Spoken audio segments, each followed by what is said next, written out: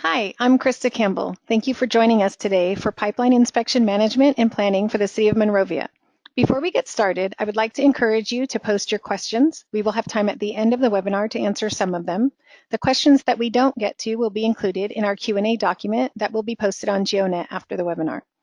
This webinar is being recorded and will be posted on GeoNet and Meetup. You will receive a follow-up email with a link to the recording location. We have a great lineup for you today. David Topman, Esri's Water Industry Manager, will start the webinar with a discussion about sewer system management. Joining David is Corey Chris and Eric Brighton from ITpipes, as well as special guest Jeff Burns from Merrill Johnson. Corey and Eric, along with Jeff, are going to share their story, challenges, and accomplishments surrounding the implementation of a pipeline inspection management plan for the City of Monrovia. I hope you enjoy the webinar. We're going to let David kick us off. David? Okay, yeah, thanks, Krista. Just wanted to cover a couple of topics up front here, as Krista mentioned. Talk a little bit about sewer system management plans here in the state of California, and as it applies to the rest of the country. Also, a bit about pipeline inspection management in general. Then, as Krista said, we're going to turn it over to Corey and Jeff to talk about the project there at the City of Monrovia, California.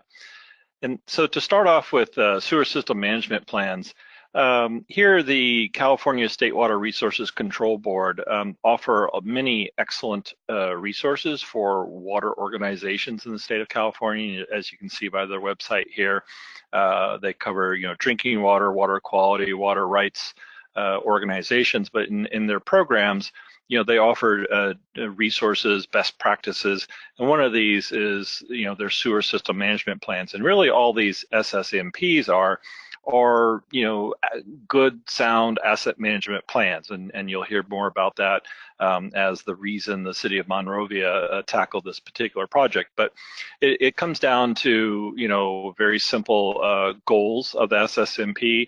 One is to perform a system condition assessment. And as we kind of know in the CCTV world, it starts with the CCTV inspection, the raw data observations that allow you to make the condition assessment based on some standard that you're applying. One of the reasons for doing this condition assessment is to check the structural integrity of the system, and ultimately there you're hoping to minimize the inflow and infiltration, because no one wants to unnecessarily treat all this natural water that is entered into your sanitary sewer system. It's just kind of this excess capacity issue there for treating water unnecessarily. So minimizing I&I is one of the goals. Really, ultimately, it's minimizing the sanitary sewer overflows. Those that are under consent decrees know about SSOs, definitely, and that's the goal of any system, is to, of course, minimize any release from their sanitary sewer system. And so really, again, these SSMPs are basically these asset management plans that just say, manage your system appropriately. With respect to pipeline inspection management, we actually held a previous meetup back in August of 2016 on inspection management. And I encourage you to go to that recording back in August to take a look at that. And there again, we also had ITpipes, and they've since made lots of improvements to their software solution. But back then in August, we talked about kind of just data management in general, how CCTV, you need a very comprehensive data management plan, because you bring in now all this video and lots of it, terabytes of information. So data management plays a key role in basically an overall pipeline inspection management program.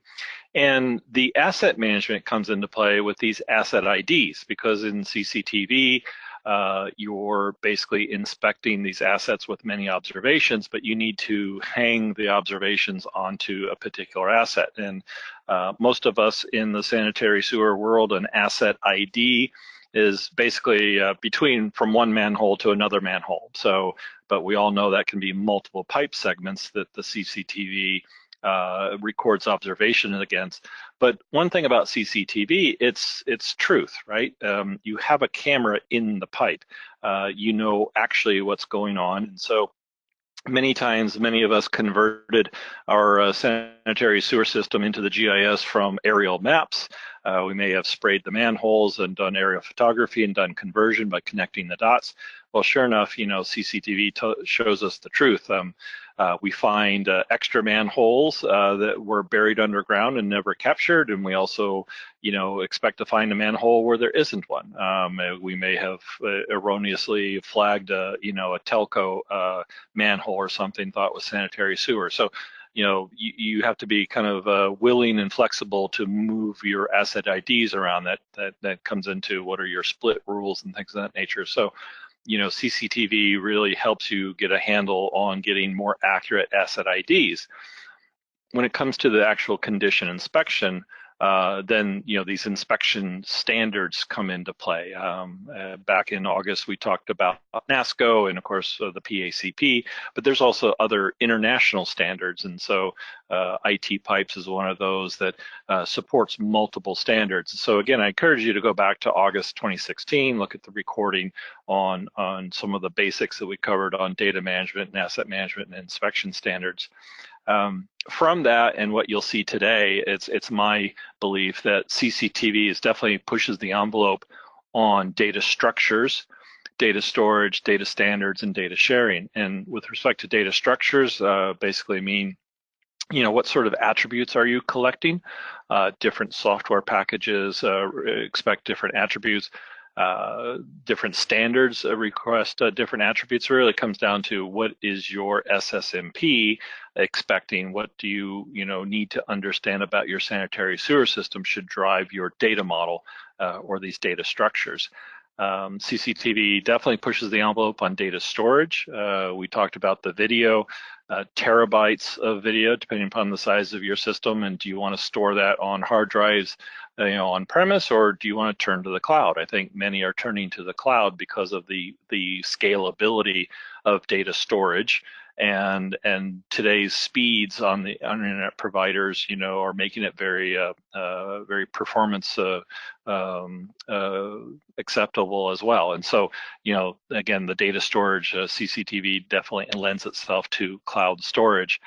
With respect to data standards in QA, QC, those really kind of go hand in hand because we're trying to make sure we have accurately recorded video, because we all know mobilizing to collect the data is a significant effort, and we don't want to have to go back to that pipe over and over again, and recollect data because of, like, say, fog that blocked the video, those sorts of things. But even then, we have to have those observations recorded accurately and consistently so we can have that apples to apples comparison. And so that data definitely comes into play with, having your crews certified and up to speed on a given standard, that your camera equipment supports that your software solution supports that, all that coming into play.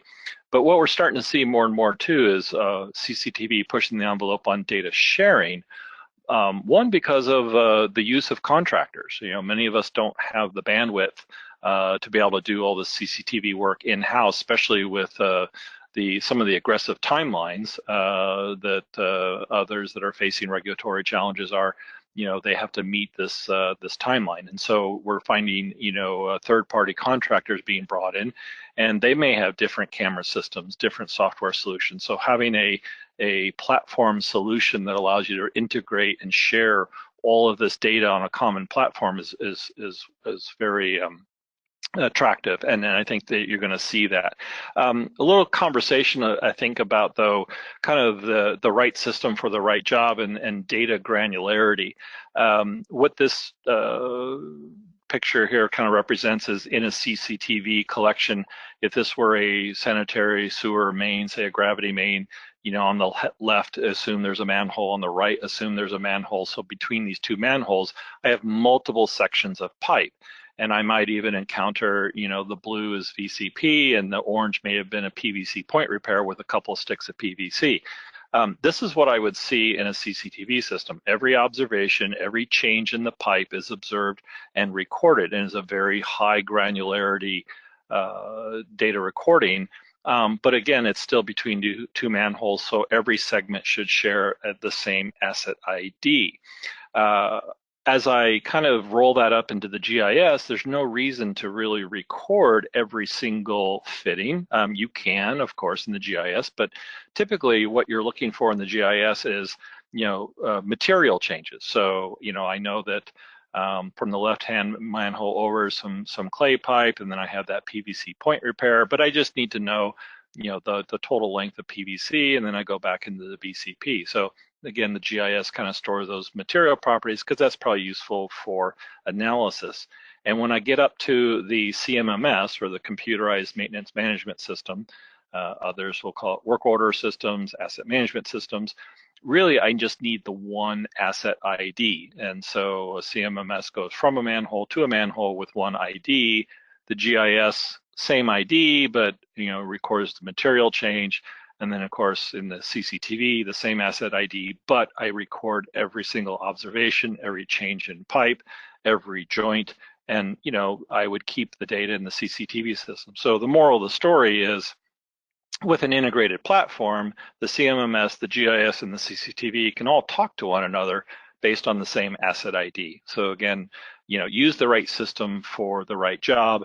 In this case, the right data storage and the structures and the ability to share that information out. So again, I think any of you embarking upon CCTV projects will see the granularity in these different systems, and you want a platform that can easily share the information in between these various systems. So just wanted to kind of cover a couple basics on pipeline inspection management, point you to our August recording. And from there, you're going to see some great content. You're going to see some very interesting tech and workflows coming from Corey and Jeff. So from that, I'd like to turn it over. So my name is Jeff Burns. I'm a manager of testing and inspection services for Merrill Johnson Companies.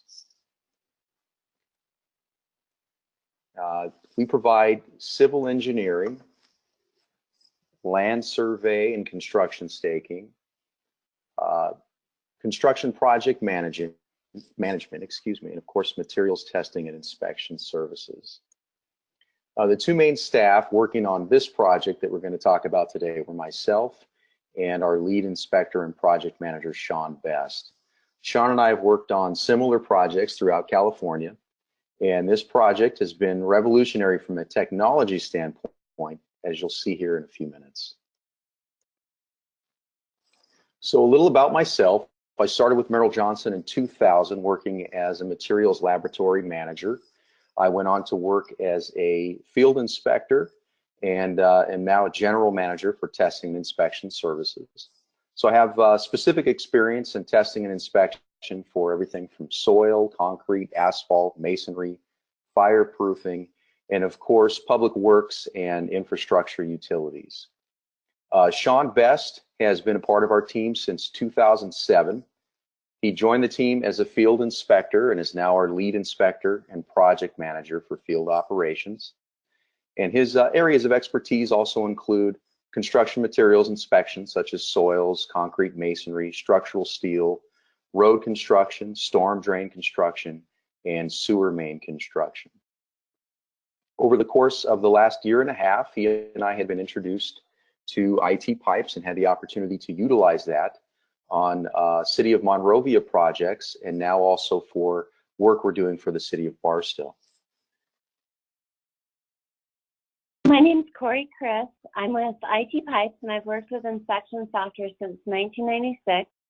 With 20 years experience, I've worked with thousands of cities across North America and many of America's largest sewer agencies to develop their inspection programs. This includes City of LA, Charlotte Water, DC, and more. I've had the pleasure of working with Esri products and maps since 2000 and loved being a part of this project at the City of Monrovia. My name is Eric Redigum. I'm a QA/QC technician that specializes in inspection review and client deliverables. With extensive pipe inspection QA/QC experience, I lead many of the client-focused service projects. I work primarily with California clients, and I am familiar with the various compliance and regulation guidelines. While Corey mentioned some of our key larger clients, my group's role is working with small to mid-sized clients like Monrovia. Okay, well, thank you, Corey and Eric. So now a little bit about the city of Monrovia. Obviously, as an aging city, Monrovia was running into infrastructure issues. In 2014, the city had commissioned three separate master plans, one for water, one for sewer, and one for streets. The goal of this program was to put all three plans together and make repairs as efficiently as possible. The city undertook this combined initiative known as Monrovia Renewal Program. This comprehensive infrastructure improvement program is aimed at making citywide repairs to water pipelines, sewer systems, streets, and sidewalks.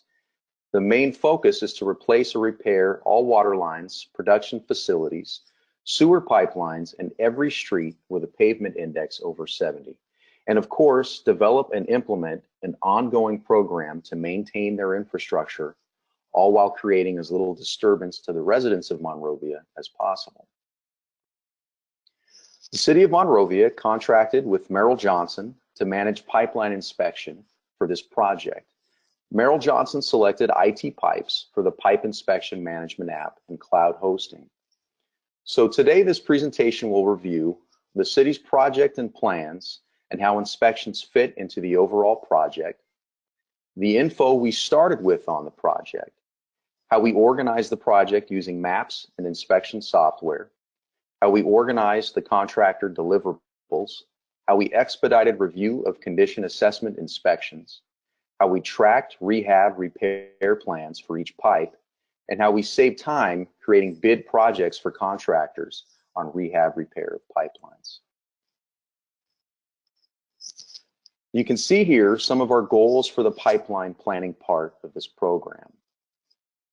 To quote Rod Thornhill from White Rock Consultants, every pipe needs a plan.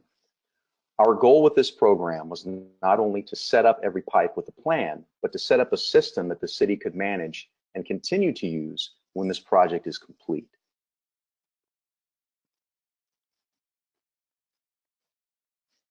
So a little more background on the city of Monrovia.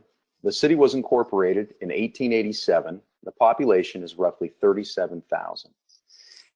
As you can see from the picture, Monrovia is literally right in the foothills of the San Gabriel Mountains.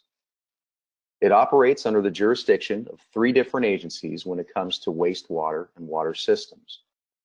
We're bordered by Arcadia on the west, Duarte and Bradbury on the east, and LA County on the north and south. To give you background on Monrovia's sewer system, we have 92 miles with fairly small pipe sizes going up into a minimal amount of 18 and 24-inch lines. Then we have a major trunk line that is county maintained. The majority of the system was constructed before 1970. We have one CCTV crew to work with inspections on the entire system. That means essentially almost all of our work, and definitely all the work on the Monrovia Renewal Project, had to be contracted out. As you'll see on the next slide, the inspection program ties in closely with other repairs, which meant a very aggressive schedule. Before that, we're going to ask Krista to do a quick poll.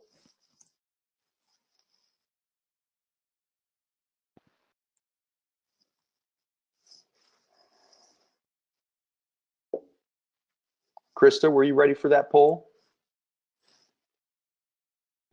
Sorry, I am ready. We're launching it right now. You should see the polling question on your screen. Please take just a second to answer the most appropriate choice. Do you contract, outsource, contracting, or engineering services? Yes for surveying and engineering. Yes for mapping and GIS services. Yes for pipeline rehabilitation and repair planning. Or no, you don't contract or outsource contracting. It should just take you a second to choose the best answer, or all of the above if they apply to you. Great, it looks like some of you are answering. We still have a small percentage that hasn't had a chance yet to answer, so we'll give you just another second. So far, it appears that a majority of you do contract your surveying and engineering, about 25%. All right. Well, thank you for answering. We're going to go ahead and close the poll. Jeff, back to you. Okay, great. Thanks, Carissa. So as part of the renewal project, we had to expedite our plan for inspections, maintenance, and repairs. This map gives you an idea of the street repairs going on in each area. In order to be efficient, we needed the underground portion of the project done prior to the above ground street and sidewalk repairs. From an ongoing standpoint, our guidelines essentially call for cleaning all lines every 18 months, hotspots quarterly, and inspecting the entire system every 5 years. To give you an idea where we are headed on the repair replacement side, we've seen roughly 18% of the lines we've inspected so far show structural needs. For this project, we broke everything down into renewal phases, as you can see on the map here. This is the street repairs map, and as mentioned, all streets with an index over 70 were going to be repaired. This in turn translated into our projects for the sewer system. Breaking the project into phases based on areas or locations made perfect sense, as we physically are going to visit each area to perform on-site work. Breaking the city up into phases benefited planning and execution of the project as well as review and filtering within ITpipes web. This gives you an idea on our timeline for the pipe inspection portion of the project and the overall project. Obviously, a very aggressive schedule. The Monrovia Renewal Project is the largest public works project in the city's history. Overall, this will take 4 to 5 years with expected completion in 2020 and a project budget estimated at $51 million.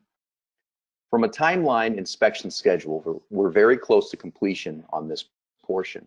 We do expect completion in 2017 of the inspection process, even with a couple of challenges we've run into.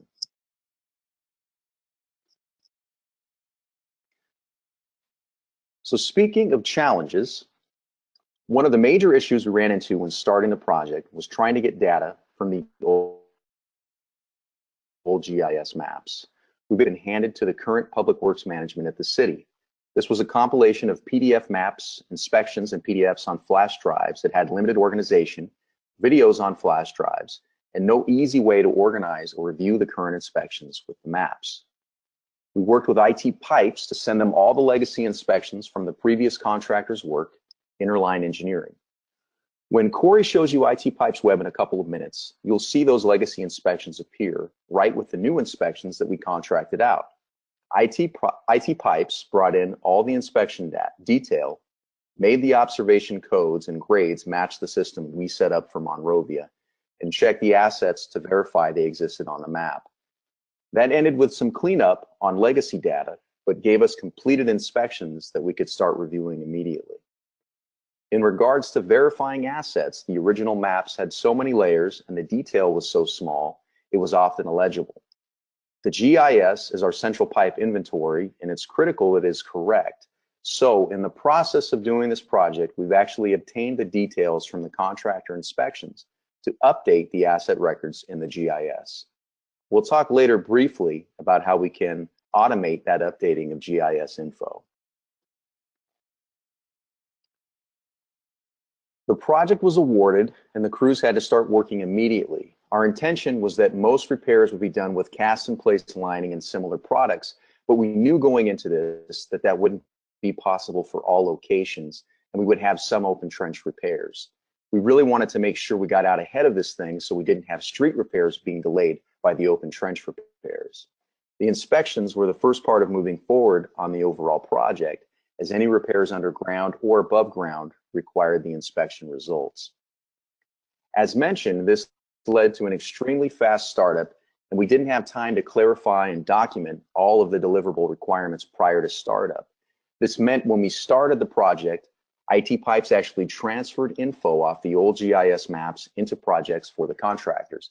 This eliminated the contractors having to do a lot of typing and data entry, which also helped limit errors. Once we got the maps coordinated with the software, the process for assigning inspections became much simpler. The deliverables from this part of the project required a significant amount of data scrubbing, cleanup, and review from a QA/QC standpoint.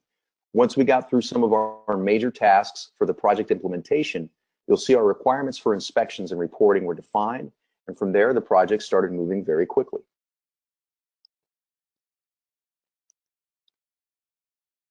So as you can see here, we identified several major tasks to get the project moving. This included basic documentation for deliverable requirements that we could provide to the contractors. This would clarify what we expected from them on the inspections. This included defining the reporting that we wanted out of the inspections as well. We also wanted to streamline how we received the deliverables and review the data in order to generate repair quantities and locations. We're going to talk about these tasks briefly now.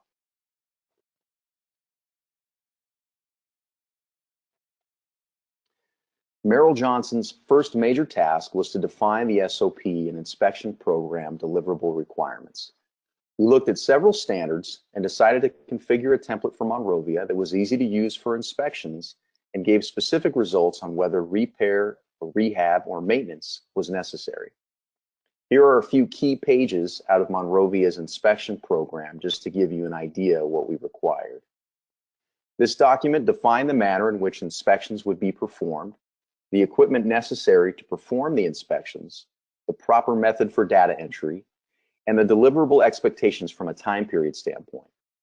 I should mention that we wanted results weekly so that we could start moving on repairs and rehab scheduling ASAP.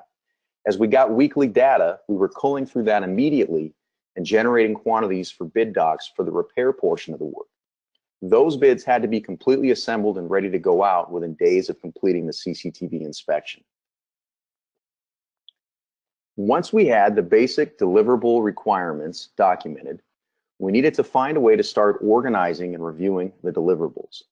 Using maps was critical as the entire project, for efficiency reasons, was based on location. We didn't actually realize how critical this was until one of the inspectors was in the field planning repair one day. He'd gone out to do field survey to confirm lining would be accessible for a specific asset. On site, he could see the defect was near buildings, and there may be problems doing the repair with large relining equipment. With the map on the tablet, he could see immediately that the defect was located between the two buildings. We're still figuring out how we're going to organize repair of this asset. We'll show you more on this later, but visualizing the defect locations, or even just the nearby pipes we were working on, was invaluable. Being able to amend the GIS data already implemented into the template was also invaluable, as much of the info we had from the GIS was outdated or inaccurate. We're able to update our GIS attribute info regularly from the info gathered during the inspection process. Eventually, we can provide those updates to the city as well. Anyway, having web maps and inspections together saved us hours and hours of time with organizing info, finding assets, and making decisions, as you'll see from some of our reporting. The Inspection Program Manual defined the project requirements for deliverables. This was key in ensuring clear communication between our inspectors and contractors conducting CCTV, as well as contractors conducting repair and post-CCTV work.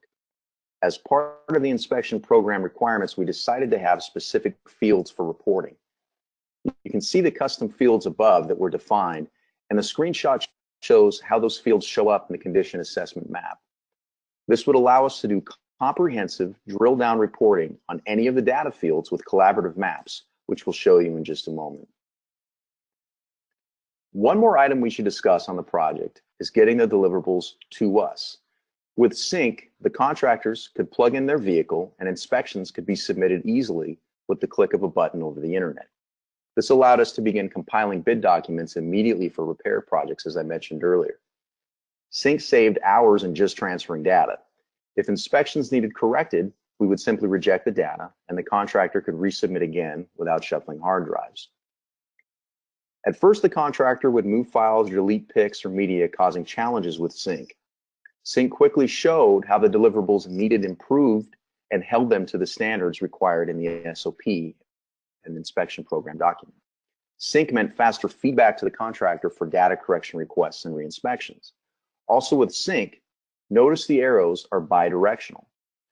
So not only could the contractor's completed inspections come into our system with Sync, but we can assign inspections and pre-populate the inspection software for the contractors.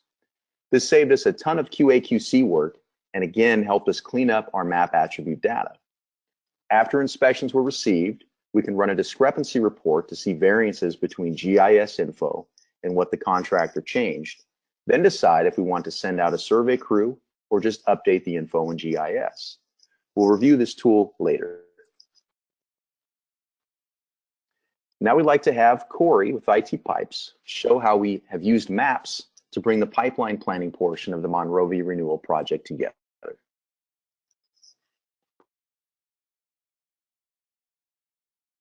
Thanks, Jeff. We've opened up our ITpipes web app and are going to give you a basic overview of the workspace so we can then show how we use the reporting. This app's browser-based, so users could easily access this on tablets or phones out in the field.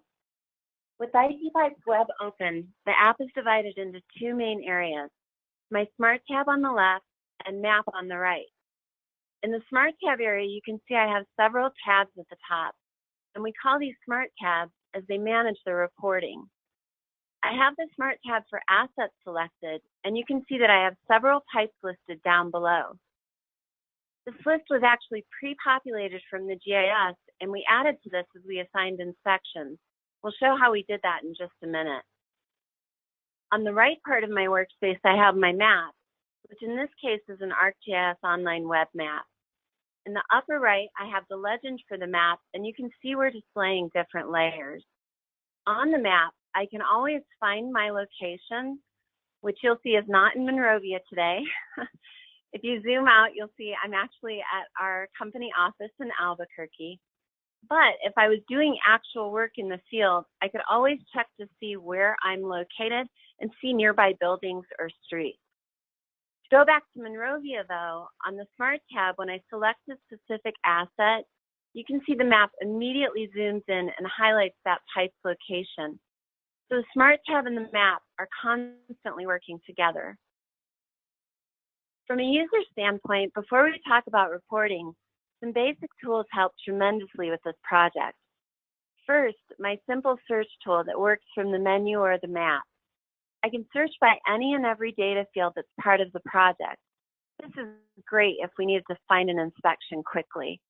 You can see here that we're searching for all pipes that have the street name Briarcliff Road. And right away, my Smart tab narrows down to show only those pipes, and the map immediately zooms in on those pipes. As mentioned, I can also search from the map. If I zoom out, I can see the entire city of Monrovia. So if I'm actually in Monrovia, I can ping my location, and then I can select assets nearby. I can select that street, choose to filter my lines, and notice my Smart tab changes to show me only those lines that are on Norumbega Road. So I can focus on those inspections that are nearby and look for something specific. Great tool when I'm out in the field. Once I have that list of assets on Norumbega Road, I can also select Inspection View and actually go into the detailed condition assessment info on that pipe. This is perfect for a reviewer to determine what needs done with a pipe. With Inspection View, I can play the video, fast forward, rewind, or play video at faster speeds for a quick review. I can also use my keyboard to do those playback functions and enlarge the video, which expedited the review process tremendously. In addition, this view gives me a list of observations or defects on the right. These are the defects that were logged during the inspection, and with each defect, you can also see that I have a severity grade or ranking. It's also really easy from this inspection view to send a hyperlink to anyone that I want to view the video, which makes for super quick inspection sharing if I needed someone's opinion. If I hide the video, I can also see my coordinating snapshots for each observation. And with that, I can do a quick scan of what the pipe condition is, either by scrolling through the snapshots or selecting the observations and reviewing the severity grades. In addition, I can pull up all my inspection header details. This includes the 10 configurable data fields that Jeff talked about earlier. And if I want to edit or manipulate any of that info, I can do that here as long as I have permission. You'll see when I go into reporting that we use those fields pretty comprehensively. ITpipes also auto-creates a report for each inspection. So at any time, if I needed a PDF or a printout to give to someone, I can always pull that up on screen as well. So before I go into the reporting, we're going to have Krista do a quick poll. Hi, Corey. I'm going to go ahead and launch the poll.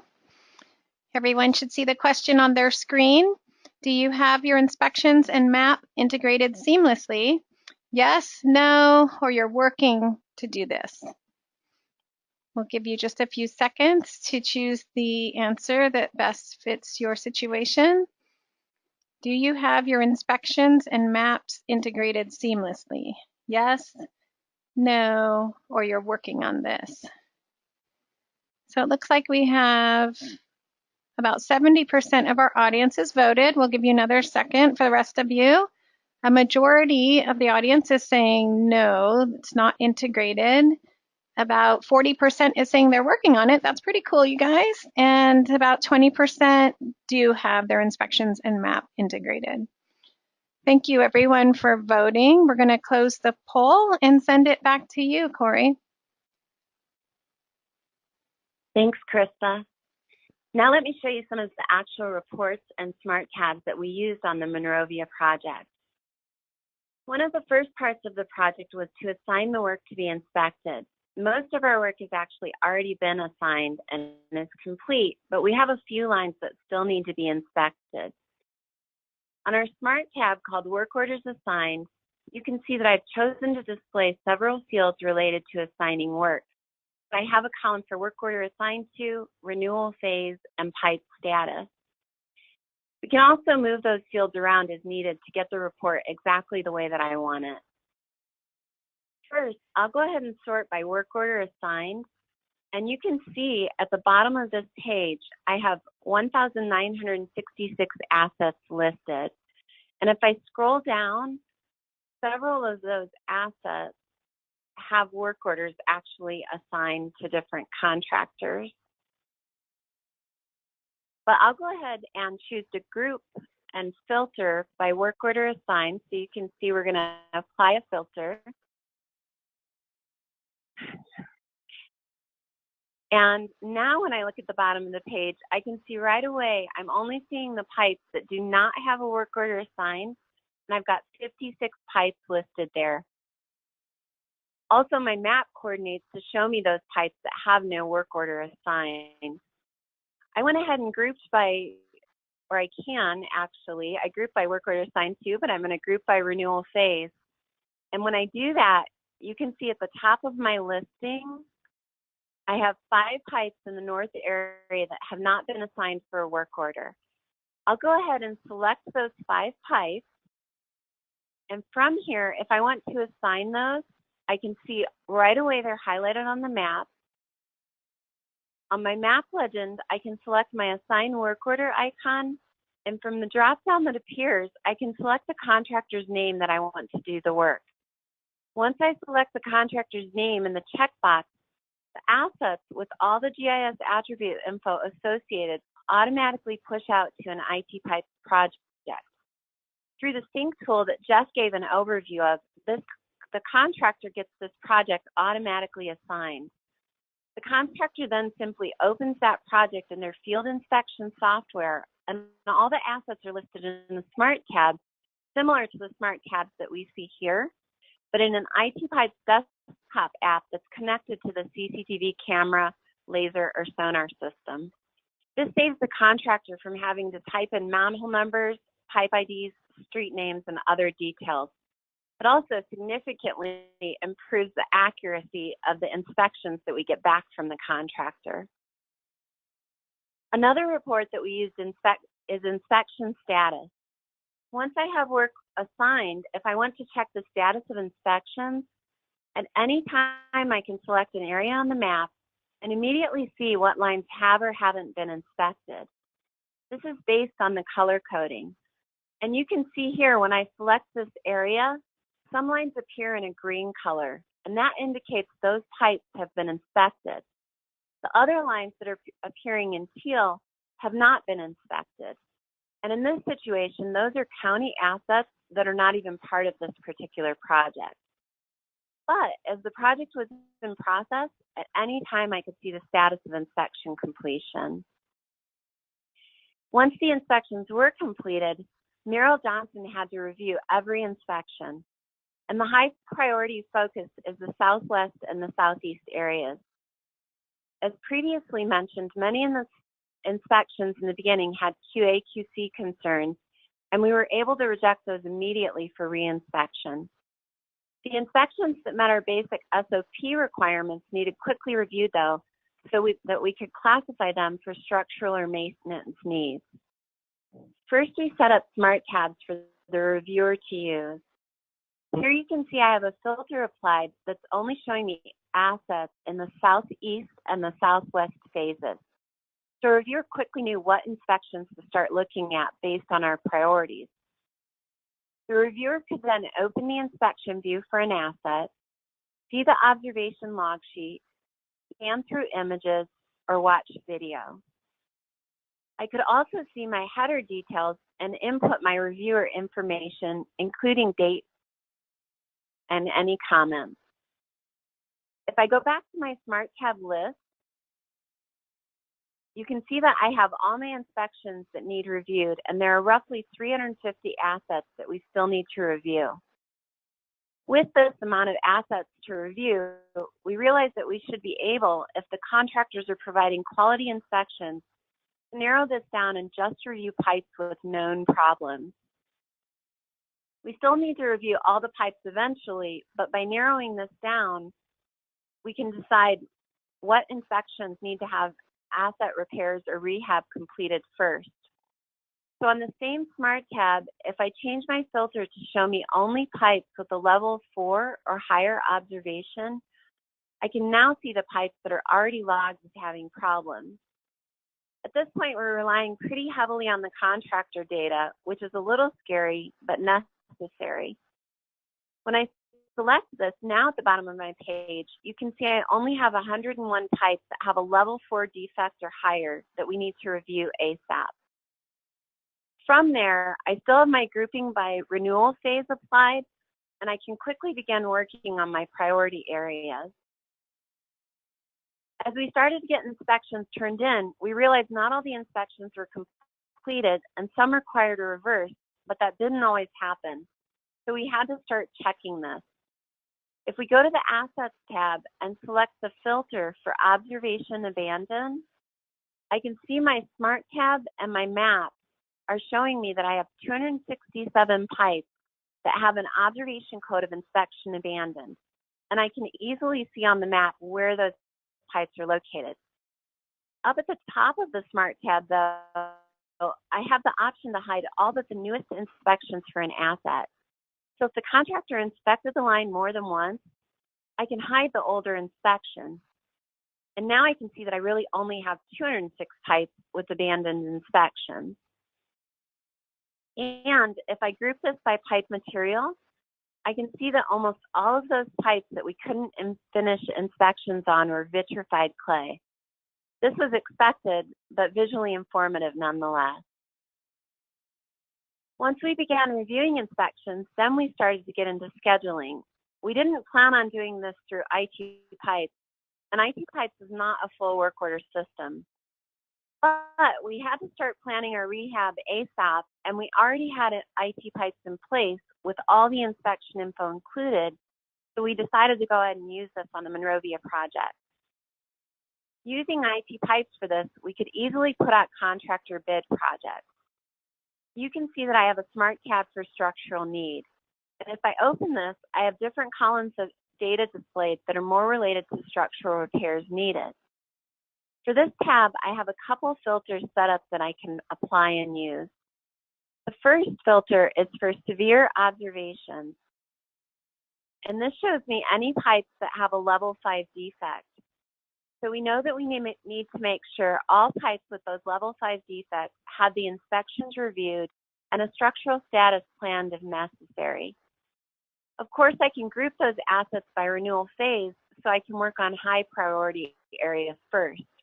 Notice my map automatically shows me the color coding for the renewal phases. In addition, I can group by my inspection schedule field. And within that, I can still see that there are pipes that need reviewed and have level 5 defects. Notice my map also shows me additional grouping, and this can get a little messy, but from a color coding standpoint, I can choose to hide areas that I'm not working on right away.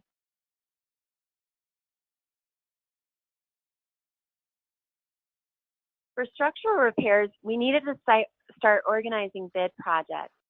So inside the same structural tab, I have all the info needed to do the planning. I do have to reorganize my view slightly, so I'll remove my previous grouping for reviewing lines and change this to see the report based only on structural need. After I do that, when I collapse this listing, I can immediately see how many pipes need each type of relining or repair. I can also see the color coding on the map for the different types of repair necessary. Once I have that list of assets that I want to put out to bid for a specific type of work, I can easily export those into a separate web project or downloadable project that I can give to anyone for viewing. The web or downloadable version both come with an included viewer app.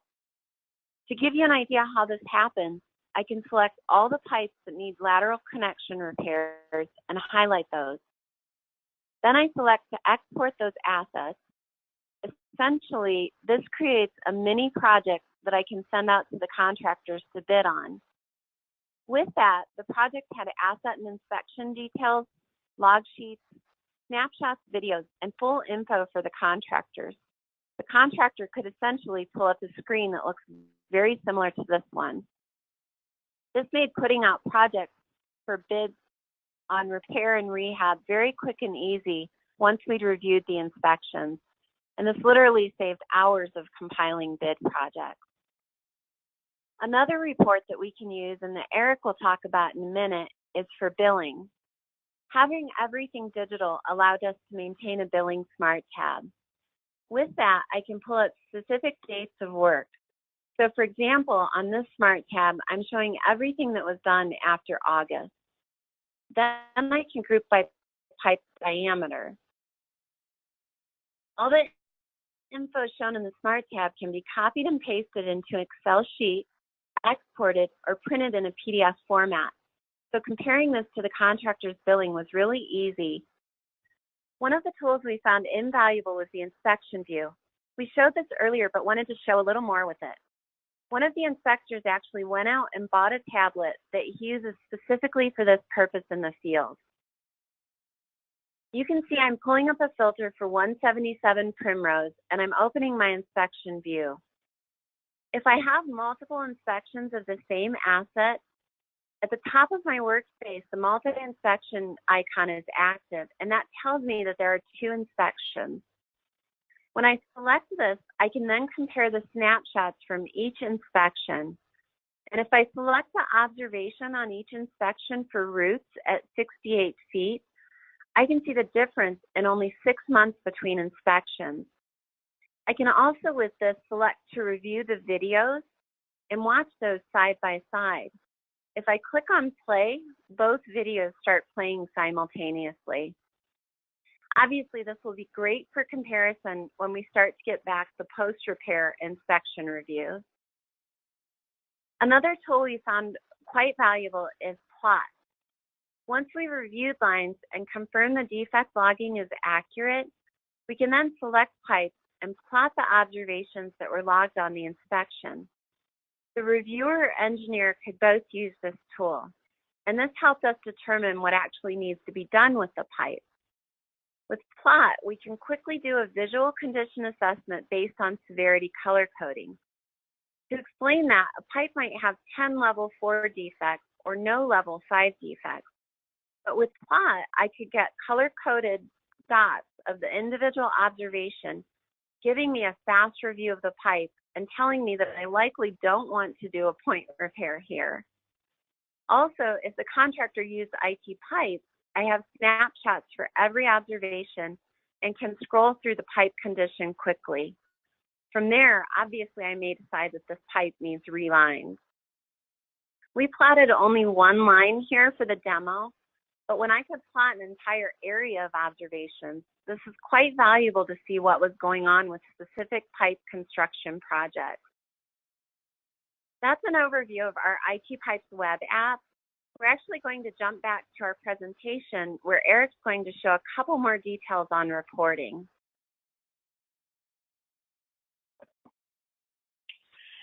As the person doing a lot of the QA/QC on this data, the map was invaluable when it came to billing. From ITpipes, we easily provided a list of assets within specific renewal phases, including diameter ranges and inspection dates. We could easily confirm all the required information using the map with applied filters and converting this information to a spreadsheet. This was for comparison to an invoice submitted by the contractor, which was to have been created using the same parameters. Merrill Johnson provided the spreadsheet to the contractor and the invoice was modified to reflect the proper billing. The first time I made that report, it took 10 minutes, but now at any time, I can go back to the report, change dates, and it literally takes 2 minutes. This reporting was accurate, had clear defensibility, and ensured the city was only paying for work that was actually performed. As mentioned a couple of times, we ran into several GIS discrepancies. Jeff brought this up earlier, but we started with paper maps, and they were difficult to read for us and the contractors. Having the map next to the inspection detail on screen improved the spatial accuracy of our QA/QC. We ran into the following during a standard review. Upon review, we could see inspection video did not have a downstream pipe at the end manhole, which the map just clearly displayed. The operator had either inspected the wrong asset or mislabeled the inspection. The inspection video supplied could not have been the asset identified in the inspection details. Upon further investigation, we learned that the operator had inspected the pipe in the wrong direction, traveling upstream versus downstream, and therefore he had inspected the wrong asset. To fix this, we simply had to update the inspection record in ITpipes with the correct asset ID. The map and ITpipes immediately matched. At the end of this project, Merrill Johnson will submit an updated geodatabase to the city. With the ITpipes GIS tools, we could easily see suggested updates. This tool displays a discrepancy list by comparing the current GIS value with the inspection input value. Please notice the Make Selected Updates icon at the bottom right of this window. With that, and as long as the user has permissions, we can actually update the GIS attribute data. If desired, we can either print or export this list to Excel. There are several other reporting tools that can be used for QA/QC, including audit trail logging. The reporting is dynamic, so throughout this project, I could easily bring up any smart tab desired and get immediate intelligence. Throughout this project, both Merrill Johnson and the City of Monrovia had access to ITpipes Web. Upon completion of the project, Merrill Johnson will turn over full control of ITpipes Web to the city. Sean Sullivan is the Public Works Division Manager for the City of Monrovia and heads up this project. When we asked Sean for his opinion of the project status, you can see he had great things to say. We hope this presentation has given you a good overview of how Esri Web Maps and ITpipes Web streamline the city's pipeline planning program. We'll open up now for questions. Thank you. And we do have several questions coming in. So I'm going to start the Q&A. And I will share some. So Corey, this is probably more for you and your team. Our audience wants to know if this software that you've been demonstrating during the webinar will work with any CCTV out there. Can you speak to that? Definitely. So ITpipes is camera agnostic. We work with Q's, iBox from RapidView, RS Technical, and VirusSite hardware. We also worked with laser and sonar equipment. So ITpipes is very easy to set up inside of any camera inspection hardware. Thanks, Corey. We also had a question about the data. So in this project, where was the data stored? Was it stored in an on-site server, in the cloud, multiple places? Can you discuss that? Definitely. So Merrill Johnson chose for Monrovia to store the data on our ITpipes cloud hosting. And that was nice because Merrill Johnson, the contractor doing the work, and the City of Monrovia could all access the inspection information. And if anyone made updates to inspection information, everyone had those updates immediately. And with ITpipes, you can store locally, or you can do cloud hosting. Thanks, Corey. We also have some questions concerning how often this data was turned in to the city. Maybe Jeff can talk about that. I know you mentioned it during the webinar, but you can talk about the deliverables and how often it was delivered and how that relationship worked. Yeah, sure. So as Corey mentioned, the data was updated to the cloud weekly from the contractor. And then our reviews and any comments or rejections, requests for re-inspections, reverse inspections, et cetera, happened in real time as we conducted the review. So during that entire process, because it was all cloud-based, the city had access to that data at any time if they wanted just to check on things, see how things were going, have any comments or concerns, they could satisfy those that way. And then final deliverables were done based on our Monrovia renewal sections. So we initially started with the southwest, southeast. So as soon as all the inspections were done, our review was done, and we handled the filtering that Corey demonstrated so that we could come up with repair quantities and locations. That was all pulled together into our bid documents to put it out to contract to start the repairs. Thanks, Jeff.